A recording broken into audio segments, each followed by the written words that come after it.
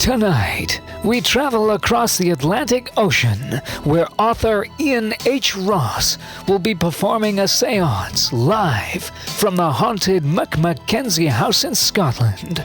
This is Strange Cases, with me, Gerry King.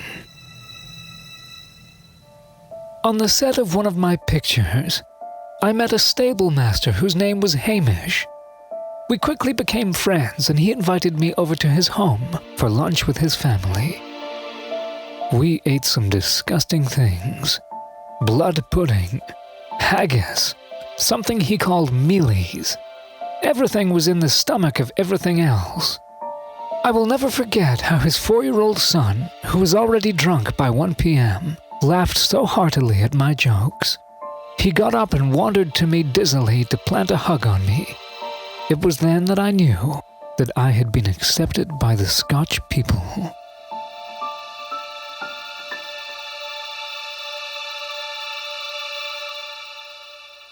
Mr. Ian H. Ross, thank you very much for joining us on the program. Oh, thank you, Gerry. It's nice to be here. Hello to everybody in America.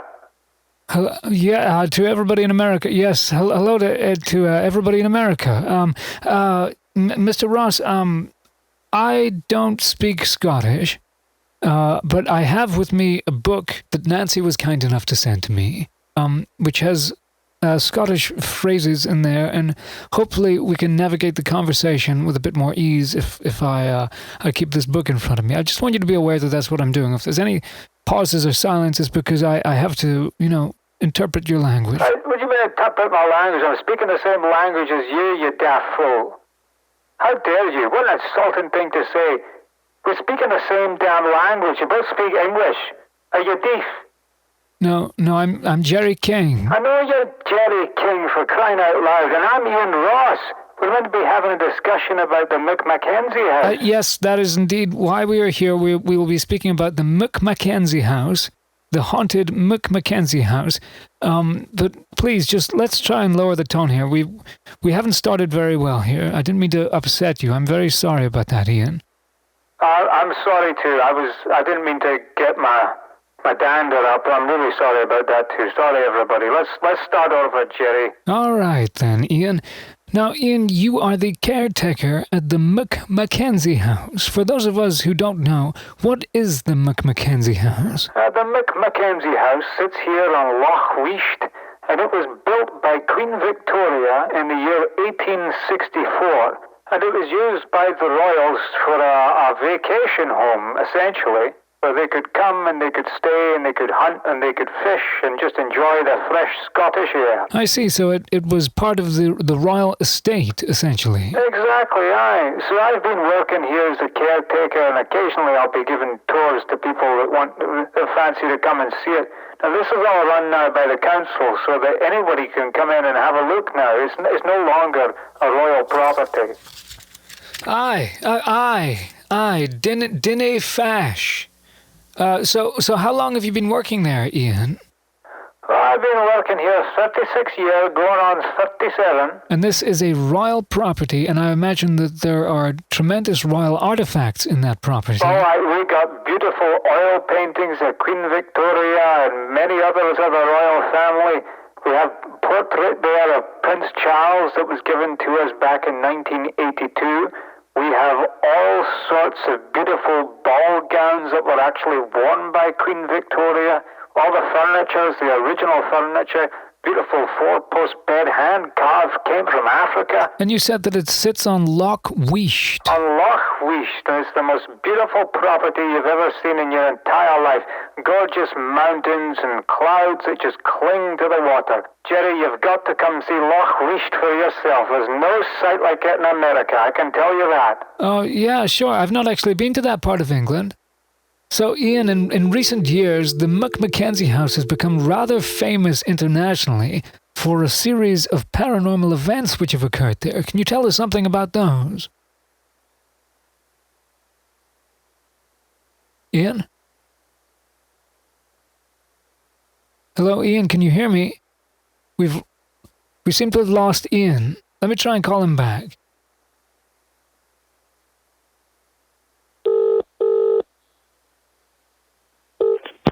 Hi, Ian, is The phone went dead. Well, clearly they don't have very good telephones there in Scotland. Folks, I don't really know what to do. I don't have Ian on the line anymore. I don't really know. I'm only 6 minutes into the show. I've not really done live radio like this before where I don't have a guest. You know what? I've got a guest booked for next week. I'm going to go ahead and call him now. Yeah, I'm going to start the show over. This show is no longer about the McMackenzie House with Ian H. Ross. Now we are going to be speaking to a man that claims to be the oldest living man. That's right, you're about to hear, if I can get hold of him, from the oldest living man, allegedly. Come on, you dusty old dinosaur. Hello? Yes! Is this Moses? Hello, this is Moses. Yes, who's this? Moses, this is Gerry King. I have a radio show. I was going to be interviewing you next week. So you have a radio show. You know, I was expecting that next week that we'd have a speaker. We could talk about it, because I'm 184. Moses Washington is our guest tonight. You claim to be 184 years old. Now, if you could take us back to what year were you born? My daughter came over here today, and she was telling me that she was baking cupcakes. I got nothing. Moses, could you take us back? What year were you born? Moses. I can't do it. Oh, the hell with this. God. That was even worse. All right, I'm going to have to call Ian back again. I hope he picks up.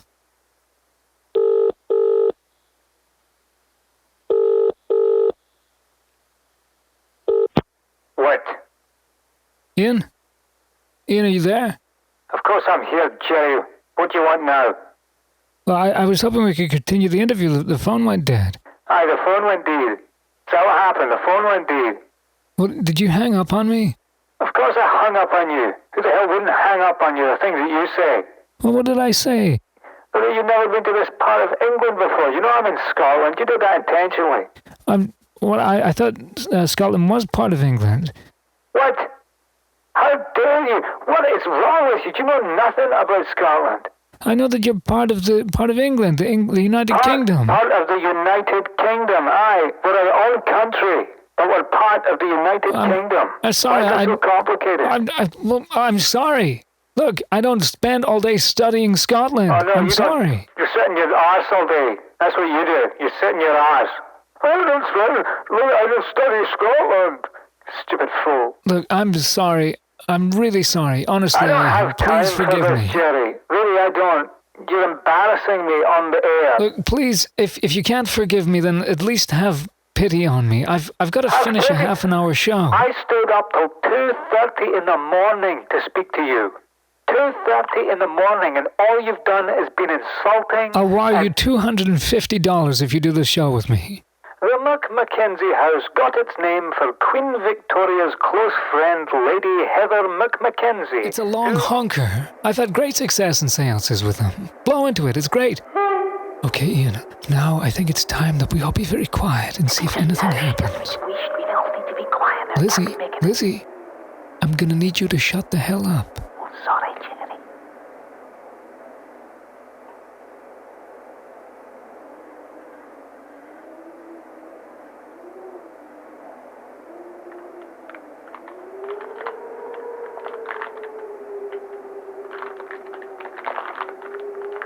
Ian, Lizzie, I'm hearing something. Sorry, boys, I'm just having some M&M. Lizzie, would you put that away? We're doing a seance. Wished. Stop it. Put them away. Oh, sorry, I'll be quiet.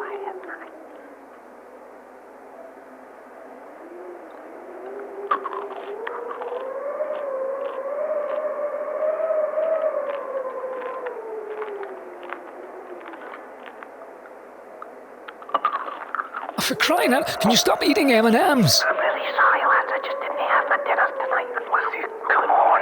Stop it. Right. Hush.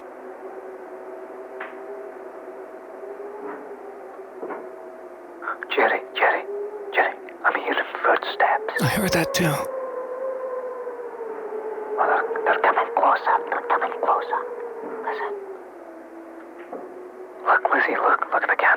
What's happening, Ian? The candle is like dimming, like right down to the wick, and then coming back up again, but it's not blowing in the wind. That's the weirdest thing I've ever seen. Oh my God. The bell. The bell's ringing. The bell is ringing, ladies and gentlemen.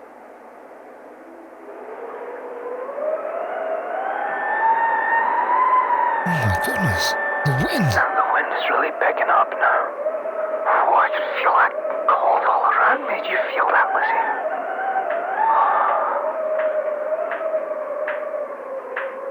Gerry has gone freezing in here.